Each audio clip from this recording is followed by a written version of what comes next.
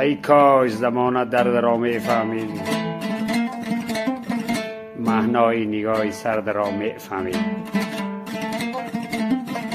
از هر ورقی فتاده سطری می خواند، غمنامه برگی زرد را می فهمید. شعر از انیس جان تاجیک است. فرمایش از مویز جان است.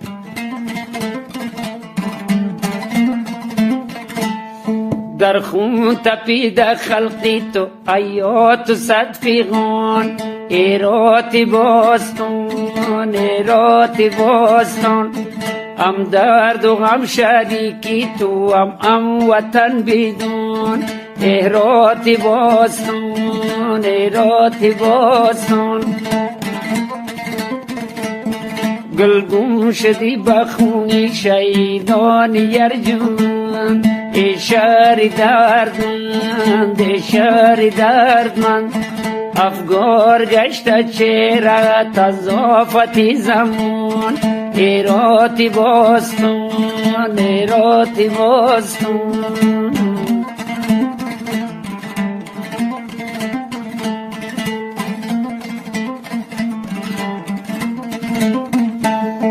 در زیر سنگ و خانه و آوار دیدمت، افگار دیدمت افگار دیدمت. مردی جوان و پیرزن و طفلی نازدان، ایرات باستان ایرات باستان.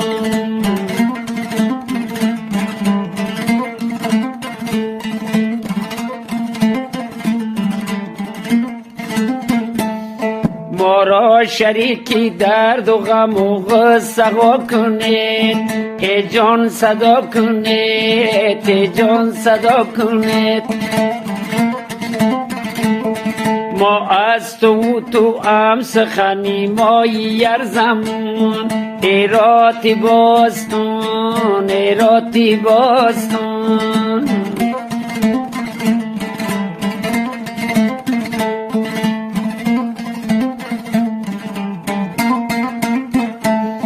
دردی تو فیغانی تو درد من یکیست، این جان تن یکیست این جان تن یکیست. ام رنگتم به هر قدم پاروای جون، ایرات باستان ایرات باستان.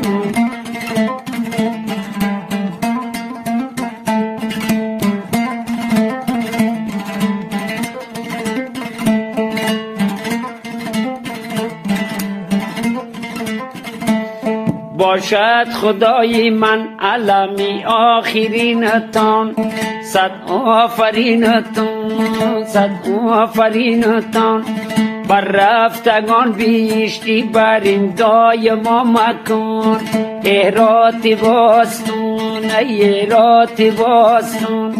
در خون تپیده خلقی تو حیات صد فیغان، ایرات باستان ایرات باستان. هم درد و غم شریکی تو، هم وطن بدون. ایرات باستان ایرات باستان.